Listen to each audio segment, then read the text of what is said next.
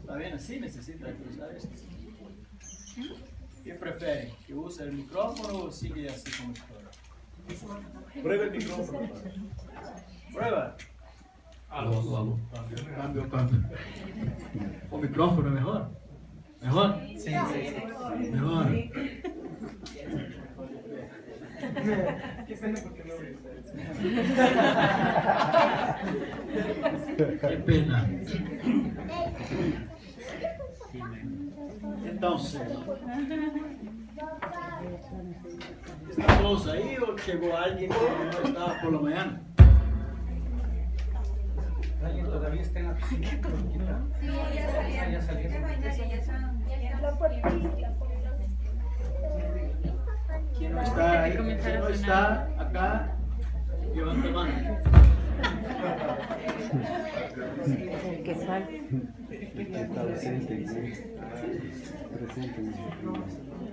¿Dónde está ella? ¿Esto cansa?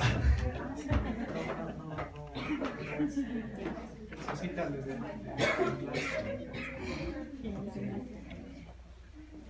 Entonces, una recapitulación de 5 minutos. Hablamos que Dios estaba en su trono, en su reino, en su gloria. Y Lucifer, uno de sus arcángeles, se rebeló contra Dios porque quería ser como Dios, tener su propio trono y su propia gloria y su propia autoridad. Y vino para la tierra y habló con el hombre, hizo la propuesta para el hombre. El hombre le gustó la propuesta de tener conocimiento y ser como Dios, y también tener independencia de su propio reino, gobernar su propia vida. Esta es la condición que nosotros nos encontramos hoy.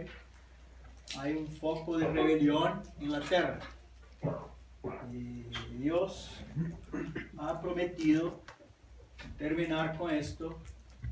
Y Jesús vino por causa de esto. Jesús vino para restablecer el reino de Dios sobre toda parte. Y terminar con la rebelión. ¿No es esto? Así, un resumen. Y eso es un... Entonces hablamos que Jesús vino predicando arrepentimiento, que el reino de los cielos está cercano. Y hablamos que el reino es reinado, es la autoridad, el gobierno de Dios que ha venido a la tierra para gobernar a los hombres. Y que arrepentimiento es un cambio de mente, un cambio de actitud. Cambio interno, una decisión de se sujetar a Dios, recibir a Dios como autoridad, a Jesús como el Señor de los señores, el Mesías, el Rey de nuestra vida, a quien vamos a sujetar y obedecer.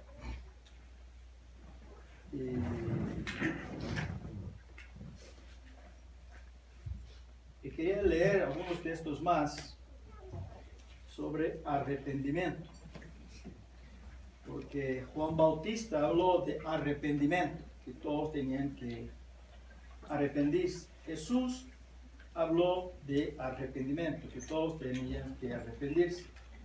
El final de la vida de Jesús en San Lucas 24, después que Jesús resucitó de entre los muertos, habló con sus discípulos y antes de subir para los cielos, como versículo 44, por ahí,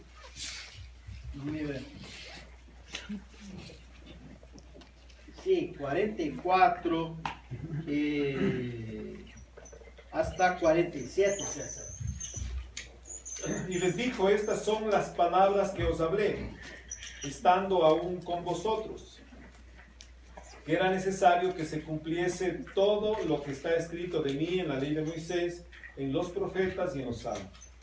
Entonces les abrió el entendimiento para que comprendiesen las escrituras y les dijo: así está escrito, y así fue necesario que el Cristo padeciese y resucitase de los muertos al tercer día, y que se predicase en su nombre el arrepentimiento y el perdón de pecados en todas las naciones, comenzando desde Jerusalén, y vosotros sois testigos de estas cosas. ¿Qué teníamos que predicar en todas las naciones? El arrepentimiento y el perdón de pecados. Pecados. ¿De acuerdo? Hablamos primero de pecado, ahora pecados, perdón de pecados. El pecado es como un árbol, y los pecados es como el fruto del árbol. Así es. Entonces Pedro en Hechos capítulo 2, el libro de Hechos capítulo 2, la primera vez que se predicó el Evangelio después que Jesús fue para los cielos, es decir, el sermón que leemos al principio, Pedro termina hablando el verso 36, que el Jesús que ellos habían matado, Dios había resucitado a él, hecho de él Señor y Cristo. Proclamó el reino del Rey, de la autoridad del Señor. Y la gente se sintió muy confrontada con la predicación de Pedro y preguntaron a Pedro y los varones: ¿qué haremos? ¿Qué hacemos? Y Pedro respondió, 37 y 38.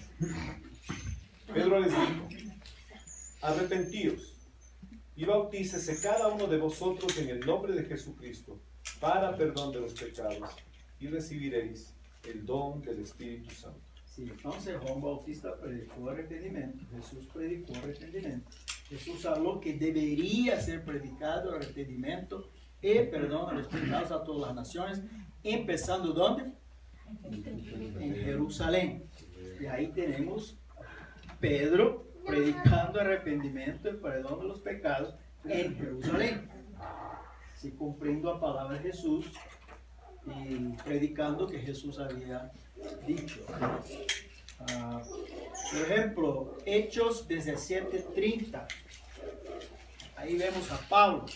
Estoy saltando porque hay muchos otros textos en el libro de Hechos donde se habla de arrepentimiento. Estoy poniendo ahí por personas. Entonces estoy poniendo ahí Juan Bautista, Jesús, Pedro, ahora Pablo. 17:30. Usted quizás conoce bien la mitad del versículo, pero no sé si conoce la otra mitad. La mitad es que Dios no le da en cuenta el tiempo de la ignorancia.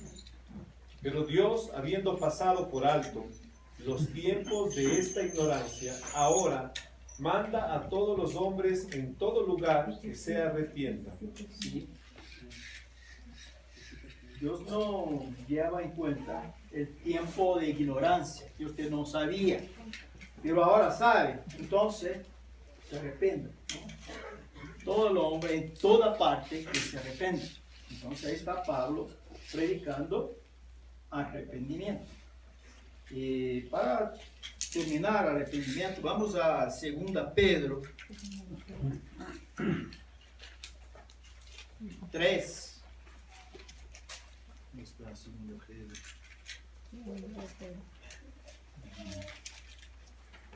Ahí como verso 9. Es que pasa es que había un contexto ahí donde la gente estaba como zombando, como se making fun of. Making fun of. ¿Cómo? Burlando. La gente estaba burlando de los discípulos porque Jesús habló que iba a volver pronto. Y ellos creían esto y proclamaban que Jesús iba a volver pronto. Pero ya había pasado años y Jesús no volvía. Entonces, este es una carta de Pedro donde él le habla de esto y tranquiliza a la iglesia hablando: mira, para Dios un día es como 1000 años como un día. El Señor va a cumplir su palabra, su promesa. Ahí está el capítulo 3. El final, verso 9, él habla esto ahí. Mira. El Señor no retarda su promesa, según algunos la tienen por tardanza, sino que es paciente para con nosotros, no queriendo que ninguno perezca, sino que todos procedan al arrepentimiento. Así está. Entonces el Señor no volvió todavía hasta hoy, porque pacientemente espera que todos alcancen el arrepentimiento. El Señor quiere que todos se salven. Él espera, Él está dando tiempo, porque Él quiere tener una familia de muchos hijos. Entonces, está esperando que más y más personas lleguen al arrepentimiento. Y por eso tarda el Señor su venida. Amén. Es su amor, su misericordia y paciencia para con nosotros. Entonces ahí miramos el tema arrepentimiento, cómo es importante, cómo Dios quiere que nosotros comprendamos esto y cambiamos nuestra mente, cambiamos nuestra actitud para recibirmos el reino de los cielos, el reino de Dios, el gobierno de Dios en nuestra vida. Es necesario cambiar de mente. Y esto es la predicación de Jesús y los discípulos de Jesús, del Nuevo Testamento. Y nosotros tenemos que predicar ¿qué? Seguimos, no podemos cambiar la palabra, ¿no? El mensaje es la misma. Y también habla de perdón de pecado, ¿no? Es importante que le hable de perdón de pecado. Esto es muy importante, porque este es un tema donde la gente no comprende bien todavía. Porque cuando Pedro habla de perdón de pecados, él habla de bautismo. En Hechos 2:37, Pedro habla de arrepentidos y cada uno de vosotros sean bautizados para perdón de pecados. Nosotros sabemos que el hombre que más que más demoró a bautizarse, demoró 3 días. Después que tomó la decisión, 3 días fue el hombre que más demoró. Hoy muchas veces la persona toma su decisión y bautiza meses, años, quizás nunca bautiza y sigue dentro de la iglesia sin bautizarse, porque las personas piensan que bautismo es un símbolo y bautismo no es un símbolo. El símbolo es la agua. Bautismo no es un símbolo. La agua sí es un símbolo. En la carta de Pedro, él habla esto, que la agua sí es un símbolo, como una arca de Noé. Pero el bautismo no es un símbolo, porque nosotros no somos bautizados en la agua.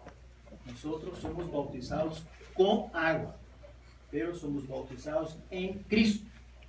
Entonces esto no es un símbolo, esto es una realidad, es una experiencia que nosotros tenemos cuando somos bautizados. Y cuando somos bautizados es cuando somos perdonados de nuestro pecado.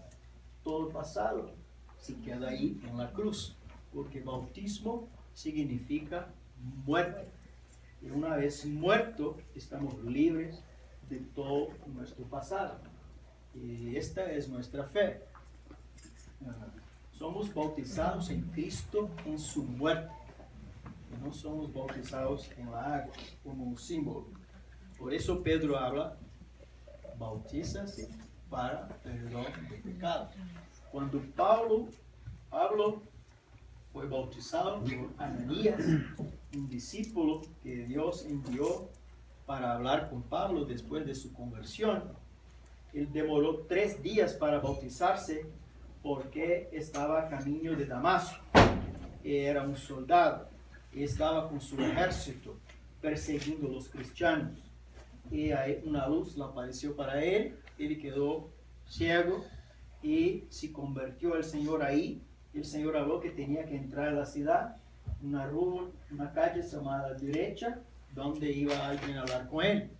Él no tenía un discípulo ahí, tenía su ejército ahí, que estaba presidiendo la iglesia. Entonces no podía ser bautizado, porque nadie sabía qué hacer con él. Entonces entró y esperó por Ananías. Y Dios habló con Ananías. Ananías vino y habló con Pablo y oró por Pablo. Y la visión de Pablo volvió y él habló hacia Pablo: levanta, bautízate y lava tus pecados invocando el nombre del Señor. Y habla con Pablo: ¿por qué te demoras? Levanta, bautízate y lava tus pecados invocando el nombre del Señor. Y inmediatamente Pablo fue bautizado. Demoró ahí 3 días para ser bautizado. Porque el bautismo es una experiencia real, donde nosotros morimos con Cristo y resucitamos con Cristo. Cuando ponemos a alguien en agua, esta persona está siendo sepultada con Cristo y resucitada con Cristo. La comprensión de esto está muy clarita en Romanos, del capítulo 6, empezando el verso 3. Porque Pablo describe en Romanos capítulo 6, verso 3 adelante, es la experiencia del bautismo. Pablo está hablando con hermanos, no está hablando con incrédulos. Él está hablando para los hermanos, explicando a los hermanos o que pasó con ellos cuando ellos fueron bautizados en Cristo. Y es más o menos así, podría explicar sobre bautismo así. Un ejemplo, es un ejemplo, una ilustración. Imagínate que tenemos acá una jeringa. Imagínate que esto es una jeringa. Una jeringa. ¿Cómo? Jeringa. Una jeringa. César quer bautizar-se. Então, eu vou tomar a César, poner a César aí dentro da jeringa. E aqui temos César dentro da jeringa. Por la fé, volvemos 2000 anos. E 2000 anos atrás encontramos a Jesus na cruz, morrendo aí, crucificado. Aí que hacemos? Vamos bautizar a César em Cristo. E ponemos aí César em Cristo.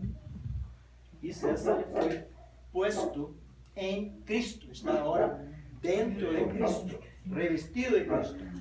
Em sua morte. E Cristo morreu. O que passou com César? Morreu.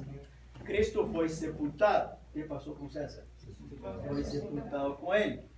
E Cristo ressuscitou. O que passou com César? Ressuscitou. Agora em Cristo, porque agora ele não se separa mais de Cristo.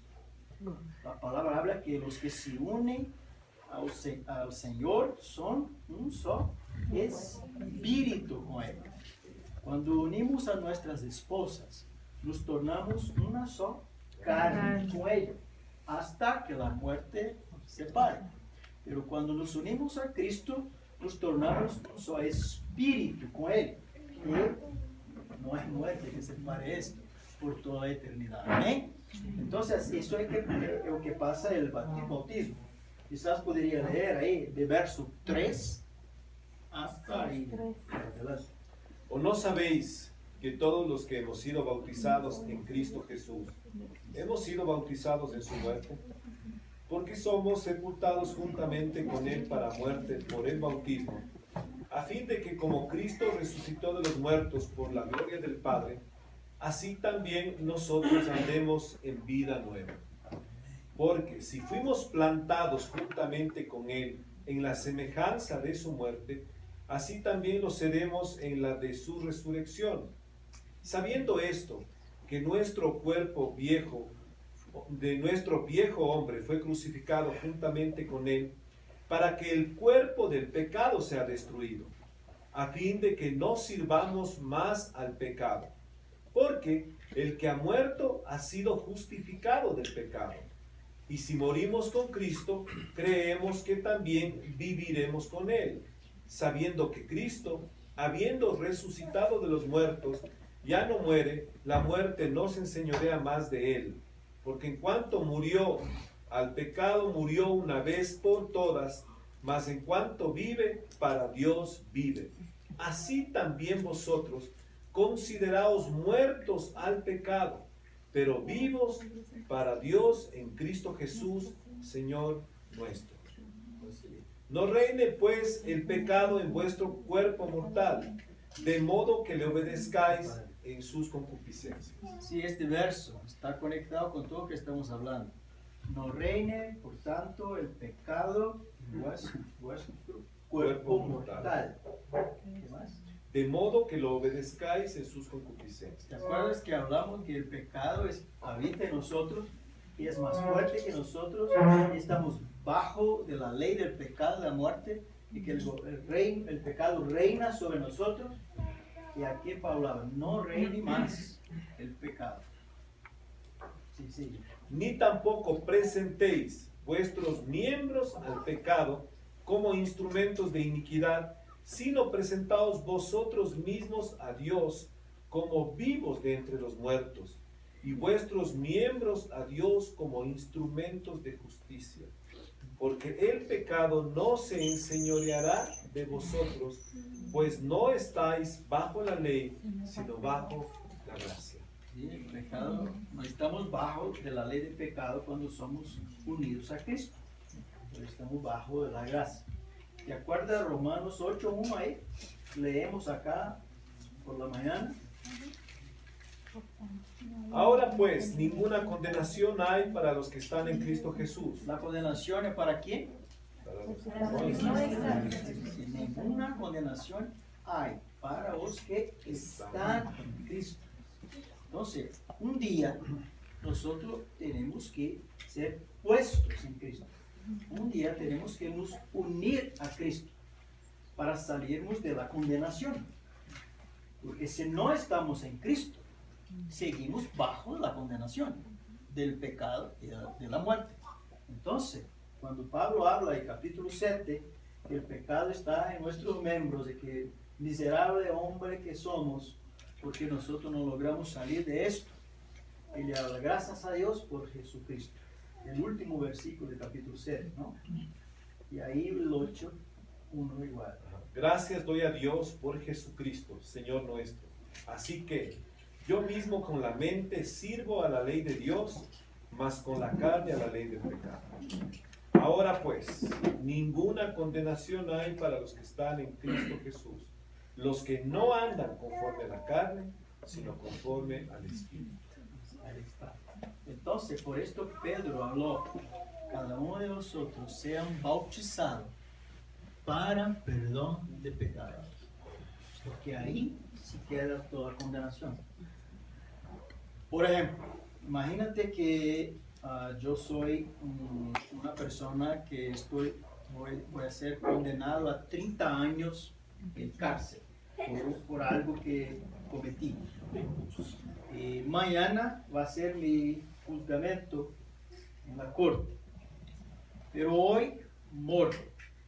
Tengo un accidente de carro y muero. ¿Qué va a pasar mañana? ¿Qué pasa mañana?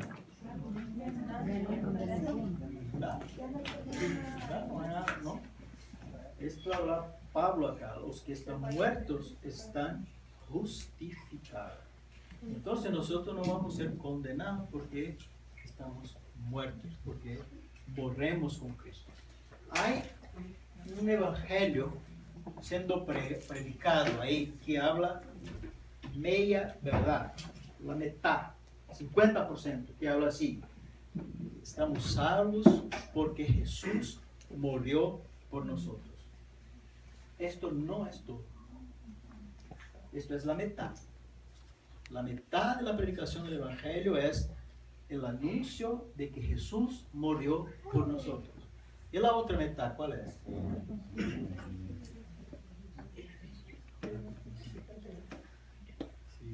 El bautismo. Debemos participar de la muerte. Y nosotros debemos morir con Él. Si no morimos con Él, no hay salvación. Porque si solamente necesitara que Jesús muriera, toda la gente está salva. Y no está. ¿Por qué no todos están salvos? Porque hay que tomar una decisión. ¿Y cuál es la decisión que hay que tomar? Morir con Él. Jesús está en la cruz. hablando, venga, morir conmigo. Es así. ¿Por qué es necesario que Jesús hubiera morido por nosotros? A veces hablamos, pero no comprendemos la razón. Jesús hizo algo por nosotros que nosotros no podríamos hacer. No sería suficiente nosotros mismos pagar por nuestro pecado, morir en la cruz. Por eso tenemos que morir con Él. Sin Él no hay. Pero hay que morir con Él. No es solamente Él que muere y nosotros estamos salvos, no es así tampoco. Hay que morir con Él. Él muere por nosotros, nosotros morimos con Él. Esto hay que ser parte de nuestra predicación, de nuestra decisión. Es más o menos así. Imagina que nosotros venimos acá. Alguien tiene ahí 2 manzanas, 2 naranjas, 2 algo así. Para usar aquí como ejemplo, rapidito. 2, cualquiera, 2. Sí, 2 ahí. Una, no voy a comer, voy a devolver. Dale. Es así. Imagínate. Perdón, saque.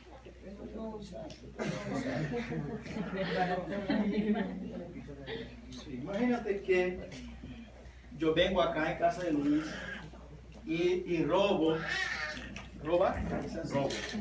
esta manzana y llevo para mi casa. Llevo esta manzana y me quedo con él en mi casa. Pasa ahí 2 semanas, yo guardo esta manzana ahí. Pasa 2 semanas, mi conciencia empieza a me condenar. Y yo pienso así, eso es raro, estoy arrepentido.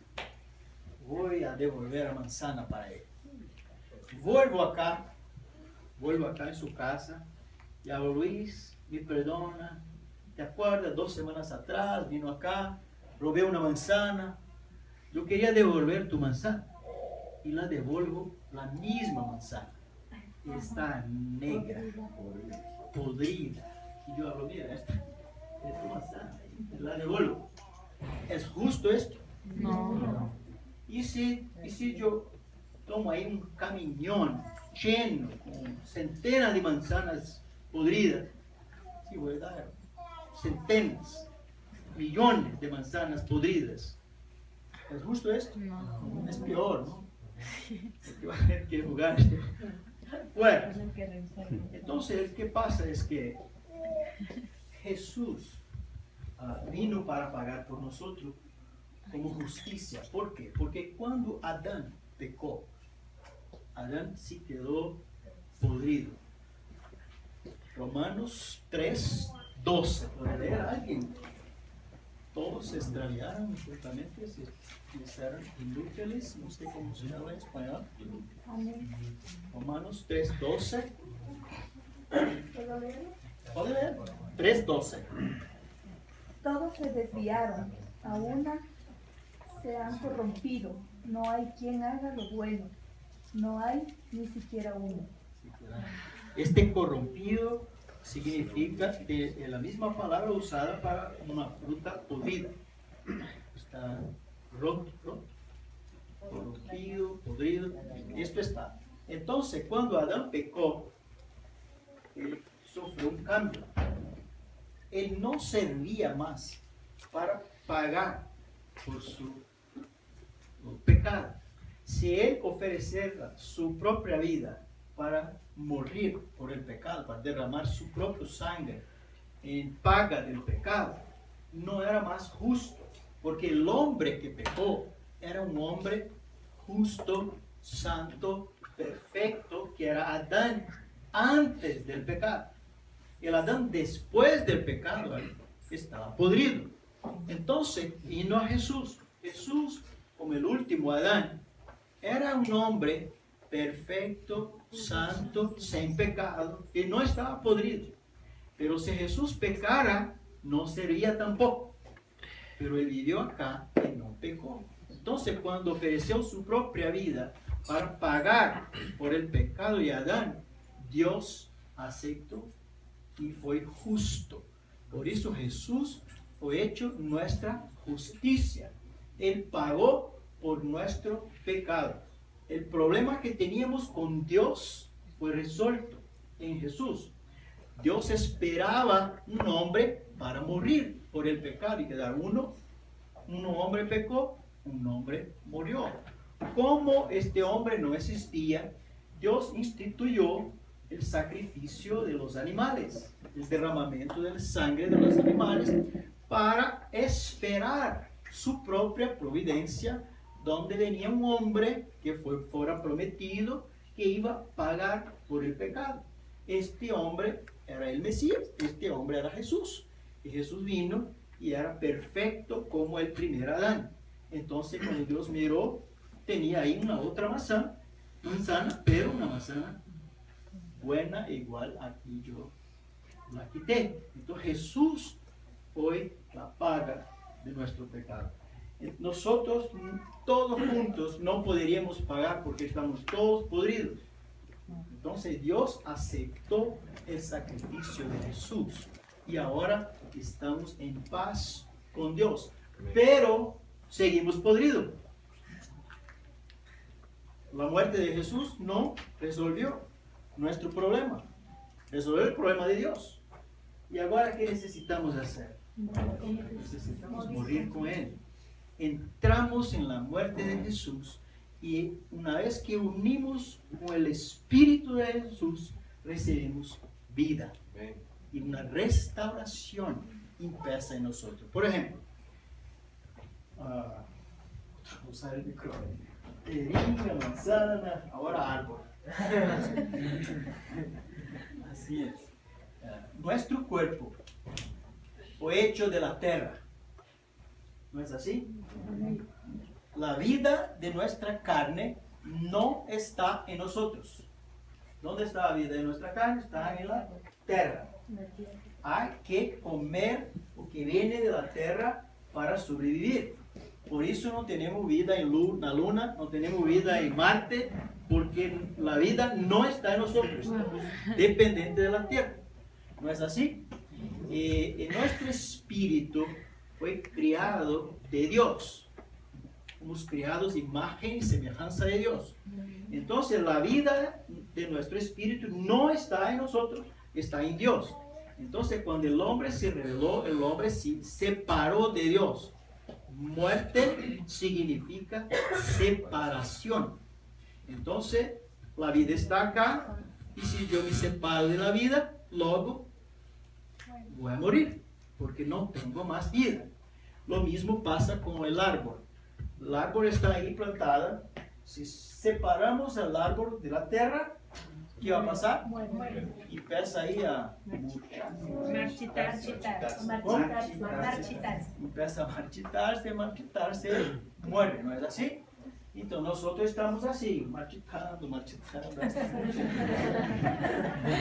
en la fila.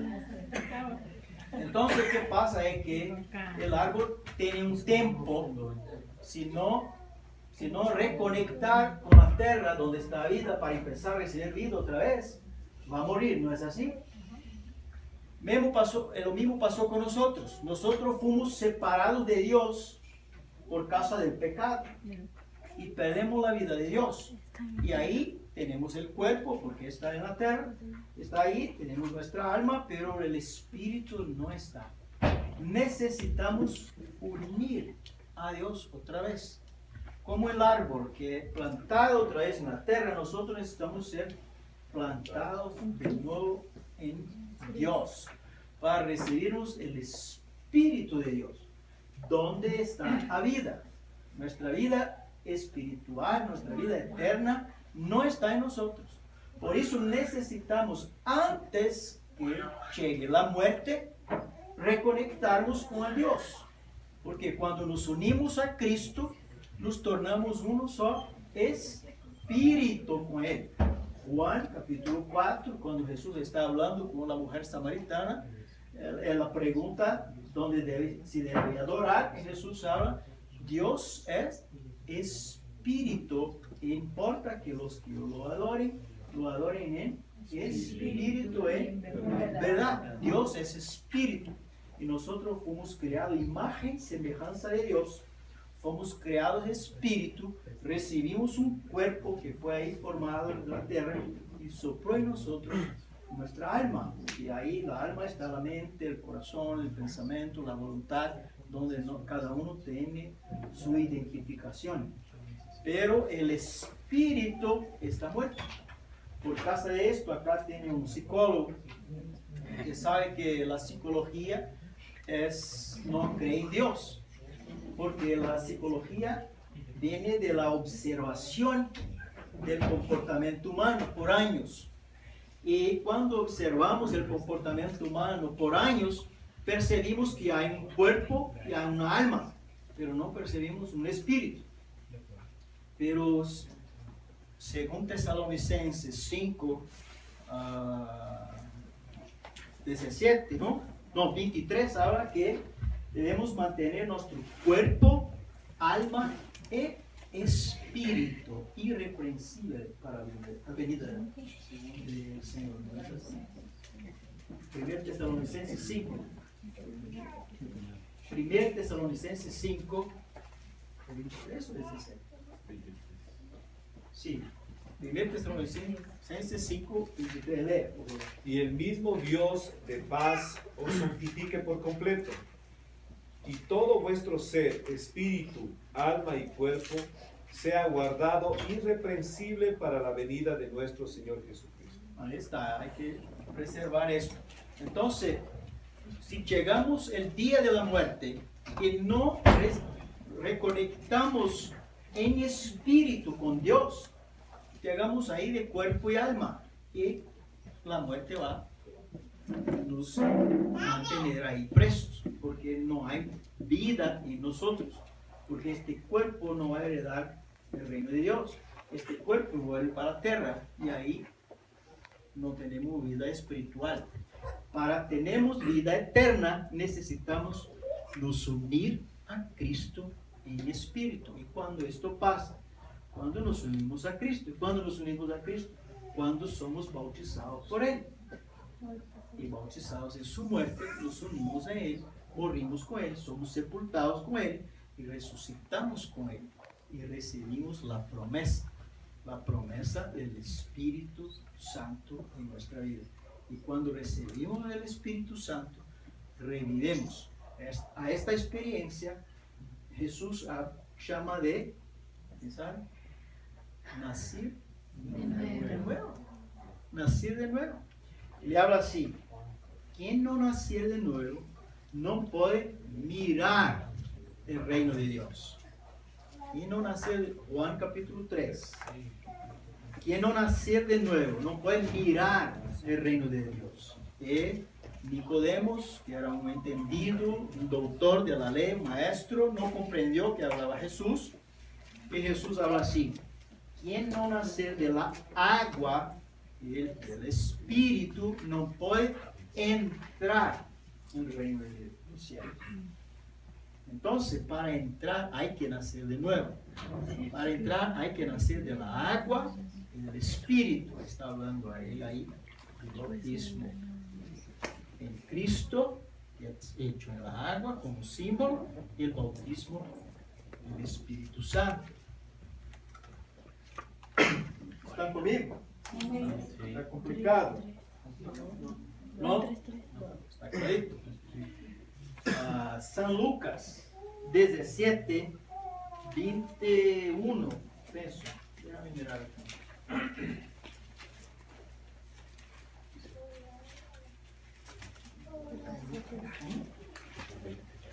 ¿20, 21? Lea, por favor, César. San Lucas 17, 17, 20, 21. Preguntado por los fariseos, ¿cuándo había de venir el reino de Dios? Les respondió y les dijo: el reino de Dios no vendrá con advertencia, ni dirán, helo aquí o helo allí, porque he aquí el reino de Dios está entre nosotros. Y dijo a sus discípulos: tiempo vendrá cuando desearéis ver uno de los días del Hijo del Hombre y no lo veréis. Y os dirán, helo aquí o helo allí, no vayáis ni lo sigáis.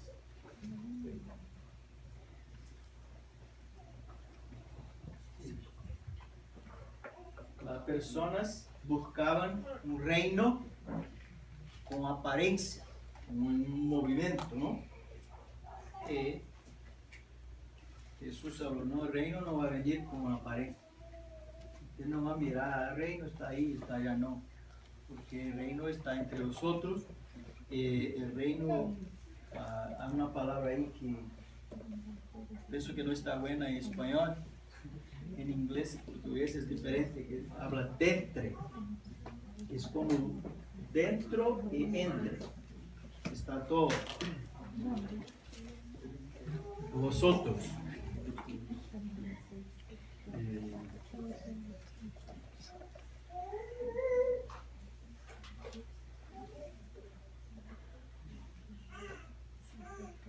Déjame buscar un otro texto que va a hablar de esto también, donde Jesús habla con los discípulos en San Juan,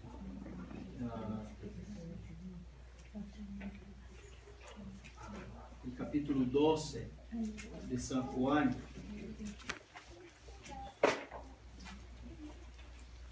La Biblia en portugués yo ya encontraba todo. Es que está hablando del Espíritu Santo. Él habla que los discípulos no van más a poder seguirlo para donde él va. Él habla así, para donde voy usted no puede más ir. Y los discípulos se quedan muy tristes porque dejaron todo para seguir a Jesús. Y Jesús habla que ahora no va a poder seguirlo más. Entonces empieza a confortar a los discípulos con unas palabras y hablaba de la venida del Espíritu Santo que iba a venir. Y empieza a hacer promesas del Espíritu Santo. En una de estas palabras él habla así, que el Espíritu Santo estará en vosotros. Déjame. 14. ¿Cuál? 14. ¿Encontraron? ¿Dónde está? 25.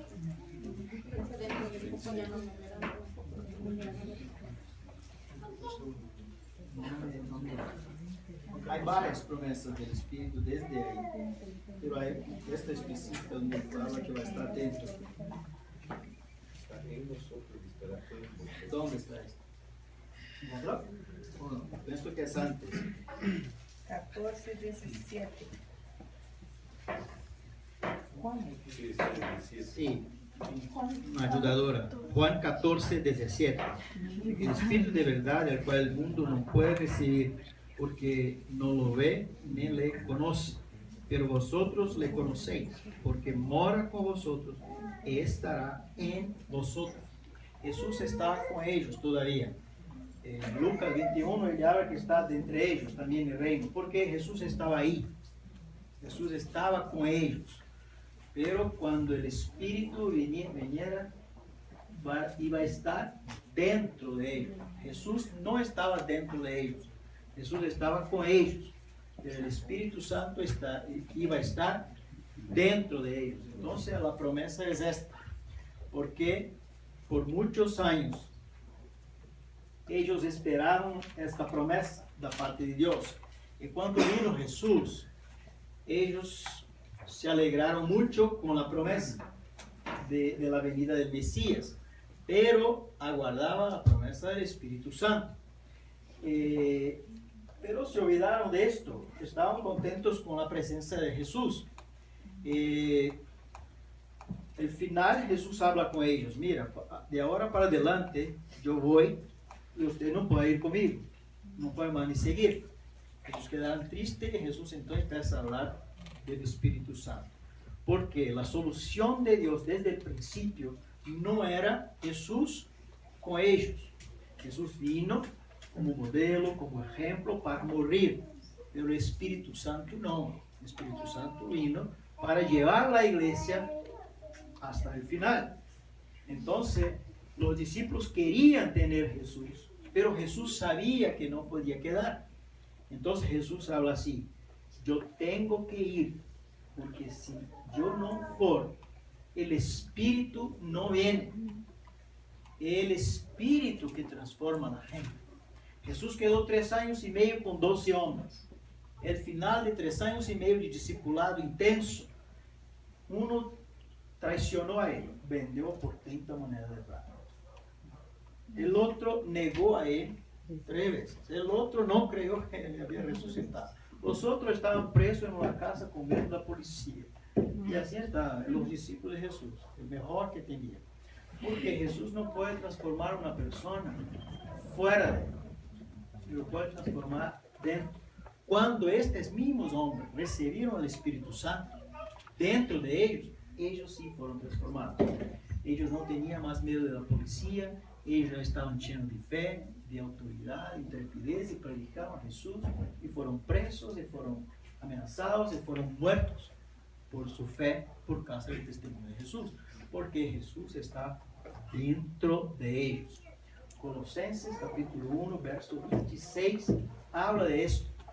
Pablo proclama esto en alta voz, que esta era la esperanza de Dios, Cristo en nosotros. Era un misterio que estuvo escondido por siglos y generaciones, que Jesús reveló a nosotros gentiles. El misterio que había estado oculto desde los siglos y edades, pero que ahora ha sido manifestado a sus santos, a quienes Dios quiso dar a conocer las riquezas de la gloria de este misterio entre los gentiles, que es Cristo en vosotros, la esperanza de gloria. ¿Sí? Entonces, este misterio es el misterio de la iglesia, la vida de Cristo que está en nosotros. Jesús habló, yo vení para dar vida y vida en abundancia. ¿No es así? Yo soy la verdadera vida. Jesús es la vida eterna. Es su Espíritu que es dado a nosotros, hace con que nosotros recibimos vida y nosotros nacemos de nuevo y si tornamos una nueva criatura. ¿No es así que habla el texto? Si alguien está en Cristo, es nueva criatura. Las cosas viejas pasaron. Y todas son hechas nuevas. Entonces, cuando tiene sí, esta palabrita pequeña de 2 letras, sí, es muy importante. Porque si alguien está en Cristo, es nueva criatura. Si no está, no es. Si alguien está en Cristo, las cosas viejas pasaron. Si no está en Cristo, nada pasó. Si alguien está en Cristo, todo se hizo nuevo. Pero si no está, nada hizo nuevo. Entonces, si alguien está en Cristo. Entonces, es importante este misterio de nuestra vida unida a la vida de Cristo. Es el nuevo nacimiento, es una experiencia. No es una teología, es una experiencia que uno tiene cuando se convierte.